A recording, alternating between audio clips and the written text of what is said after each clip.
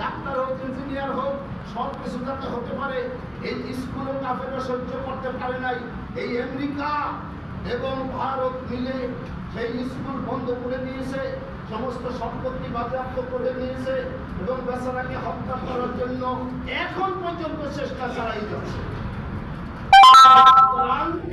এই কাফেরদের বিরুদ্ধে আমাদের ঐক্যবদ্ধ হতে হবে। ঐক্যবদ্ধ হওয়া ছাড়া বিকল্প অন্য কোনো পথ নাই। আল্লাহ তাআলা এই কাফেরদের বিরুদ্ধে আমাদেরকে ঐক্যবদ্ধ থাকার তৌফিক দান করুন।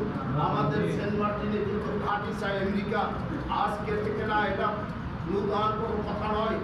এই আমেরিকাকে কোনো ক্রমে বাংলাদেশে কোনো ঘাঁটি কাটতে সৌদি মতো দেওয়া যাবে না। আরব জাহানে ঘাঁটি গেলে তেলের খনি লুট করছে, স্বর্ণের খনি লুট করছে, গ্যাসের খনি লুট করছে। বাংলাদেশের প্রাকৃতিক সম্পদের অভাব নাই। কোনো একদিন আমাদের সন্তানরা যখন বড় হবে, এগুলি তারা উত্তোলন করে পৃথিবীতে এরা বাংলাদেশ ধনী দেশ হিসাবে পৃথিবীতে দাঁড় করাতে পারবে।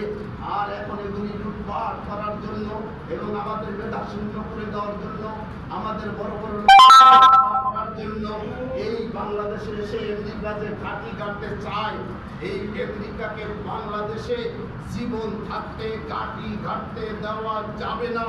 কে কে রাজি আছেন আল্লাহ দরবারে হাত করে? আলহামদুলিল্লাহ।